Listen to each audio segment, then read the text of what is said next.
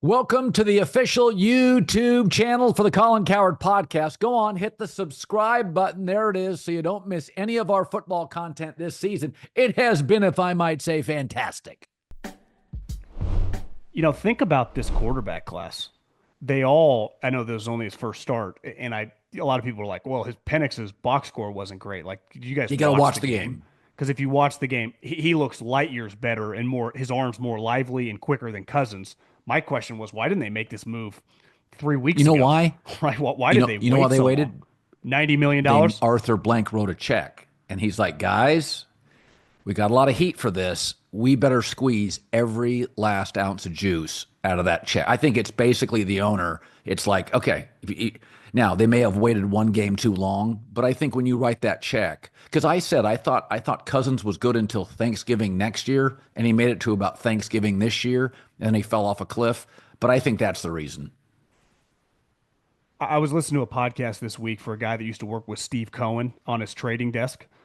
And Steve's big thing always was when you see a loser, you have to pivot or we're just going to lose more money. And I think if they end up missing the playoffs, they rode that. The money was already spent. You already did it. The mistake already happened.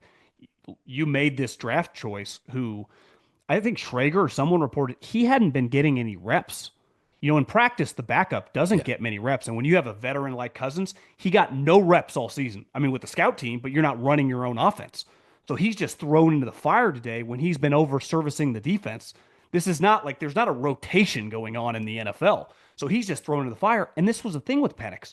He was a ready-made guy. This is a 24-year-old who's been playing in college for 10 years. He wasn't a J.J. McCarthy or Drake May project. I think we see all the time over the last decade these draft classes that have 3 or 4 guys that get drafted in the first round. And usually half of them after the first year were like, ugh, Yeah. whoa, that's all these guys. I mean, obviously Caleb's physical abilities jump out. Jaden is got to be one of the best rookie quarterbacks in recent memory. Drake May, I mean, he's dealing with a shit show there. And you watch him, that first drive today, he threw a beautiful touchdown against the Bills. You're like, God, I understand why if Mayo's fired, a lot of people would be interested in this job. You watch Penix, you're like, God, this kind of looks like Washington. Like just his mannerisms. Bo Nix has gotten better and better and better and better. And that's the thing where it's like, you're just going to risk the percentages aren't on your side that, oh, yeah, JJ's also going to hit and all 6 of these guys are going to be good players. When you got Sam Darnold in your lap, I think back to the Darnold thing, at minimum, you got to franchise. That's what I think. Because you can't just let him hit the open market and get into a bidding war. No, you just franchise him and then figure it out from there. Minimum. If you can't just extend him, which I would do. I think when I watched Penix today, as Atlanta won 34-7, first thing is poise, second is accuracy, not afraid to throw the ball down the field. But it goes back to something. Herbert, first game, you could see it. Burrow, second game, you could see it. CJ Stroud, second game, you could see it. Mahomes, first game, year 1, week 17, you could see it. Even Lamar, when he came in week 11 for Baltimore, you're like, holy shit, what is that? That doesn't look like anything. We try to talk I was talking to Giant fans 4 years into Daniel Jones, and they're blaming, and I'm always like, if a guy is an if the O-line's great, and if he's not a guy. And it's like anything else. If you have to talk yourself into stuff, then it's not true. You watch Penix today, I would absolutely stand behind that guy is going to play for 10 years in this league. If injuries don't get in the way, that's a 10-year starter and a multiple Pro Bowler. I think if I'm Arthur Blank today, I go, are we not a 9 or 10 win today if Penix had just been our full-time starter and we had that $100 million that we gave Kirk Cousins to allocate on other positions that we desperately needed? And then this offseason, because no one's going to trade for a $27.5 million 37-year-old player that's declining, that we're going to have to cut and then have a $35 million dead cap in the second year of our rookie quarterback. I mean, it's pretty bad business. And when you look at the last couple years of teams that needed some bridge quarterbacks, right? The Bucks last year, they get Baker Mayfield for $4 or $5 million. This year, and they make the playoffs. This year, you get Sam Darnold for $10 million. Boom, you're competing for the number 1 seed. And we paid a guy coming off an Achilles who clearly that injury has affected his biomechanics of his arm strength, which is extremely Isn't it weak. interesting? And Aaron was bad early. He's better now. Kirk was good early. He fell off the cliff. So their bodies have reacted differently to it. Aaron actually in the last 4 weeks has been pretty damn good. Cousins now is washed. Far Yeah, superior that's athlete. probably it. Yeah. Yeah, I think that has to be it. I mean, far superior. Like a guy if you're just ranking him, if Lamar's a 10, Aaron's like a 7, and Kirk, for NFL standards, what's Kirk? Yeah. 3, Right. 2? I mean, it's pretty low. And did you have that number remember he threw a pick six, what was his Charger game, and it was the slowest pass of the year in the NFL or Yes. something. And I truly, listen, I'm no doctor or trainer, but clearly that's affecting him because I thought last year before he got hurt, his arm strength was much Same. stronger than it was early on in his career. And I think they kind of bet on that guy when in the history of sports, and I know we have gotten I would say a little spoiled because of Tom's run at 45. Let's just put in LeBron. Look, those guys are outliers. Most guys, when they have an injury late, fall off a cliff, and that's what happened to Cousins. And I truly believe that you had all these new people, and then they fell in love with Penix after the signing.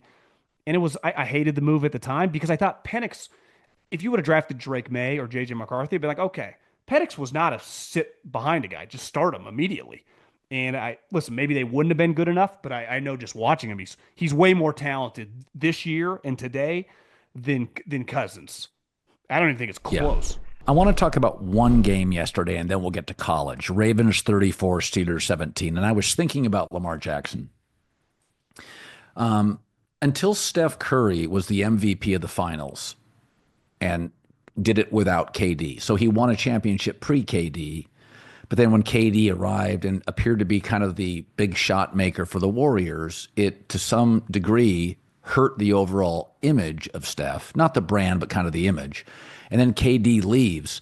And, being the MVP of a finals, in the Celtics, I think like finally you and I knew it, everybody knew it, but it finally gave him credibility that was long overdue as the greatest shooter of our lifetime. And, there were people, I remember NBA players, they had a poll several years ago, it was like 4 years ago, half thought Westbrook was the better player than Steph Curry, which was remarkable to me. But I feel like Lamar Jackson become little Steph Curry. Like we're just nitpicking. And Steph Curry's not a great defender. He doesn't have a major body. Take away the 3-point shot, what is he? Lamar Jackson is winning 76% of his games. And I understand the postseason struggles, but there are great coaches who struggled in the postseason. Dan Marino struggled in the postseason. John Elway for years struggled in the postseason before Terrell Davis, right? Like he was getting blown out in Super Bowls. He was losing playoff games.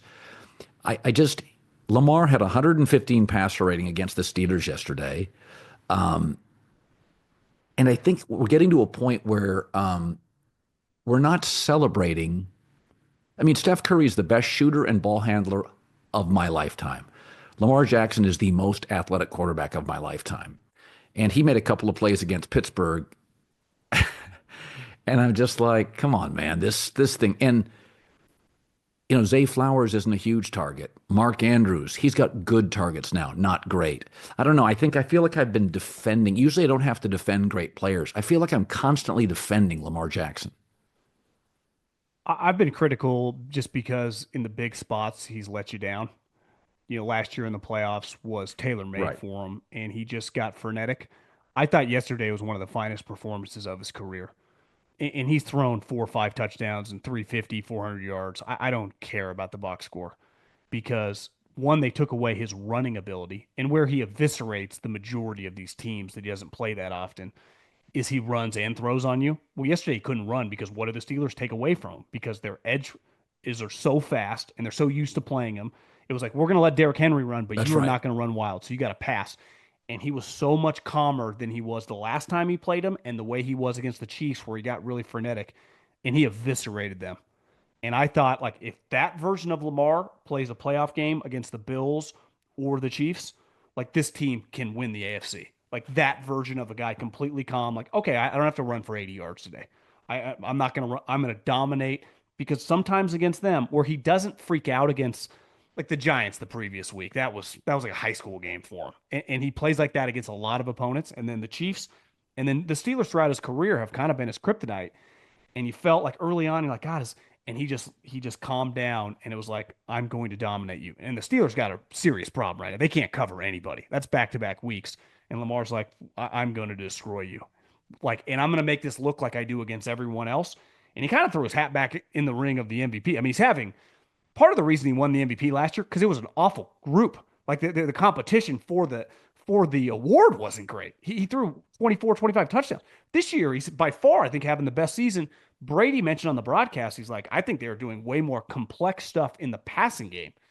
And obviously, it helps when you got Derrick Henry running wild. But I thought just his calmness, where in last year in that Chiefs game, it's like he Yeah. freaked out.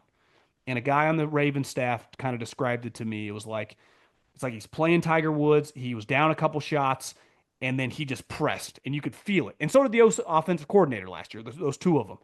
In that game, it was like, we're good. We're good. And I'm better than that guy.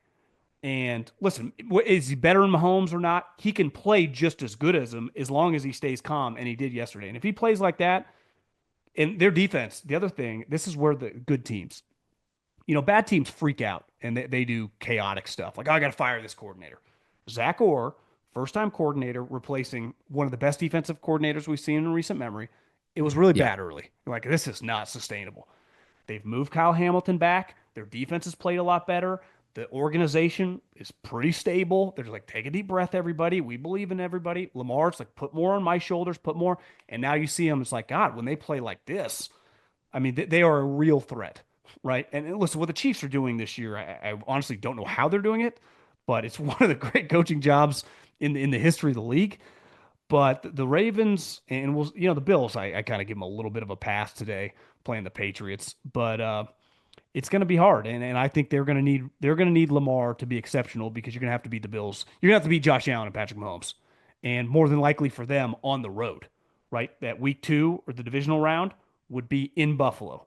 Obviously, the AFC Championship more than likely. I mean, I think the Chiefs are going to beat the Steelers here in a couple days in Arrowhead, and if he did that, it would kind of, I don't want to say wipe away everything, but we wouldn't talk about the past if he's able to take down Josh Allen and Patrick Mahomes on the road. I mean, that was a defining moment for Patrick Mahomes last year, right? Going to Buffalo and then going to Baltimore. And it felt like the icing on his cake. He's like 28 years old. It's like, how did he do that? And I think Lamar has an opportunity because their offense, when that thing's humming, I mean, the Steelers are struggling a little bit defensively, but they're still Yeah. pretty good. And they toyed with them, it felt like, didn't it? It did.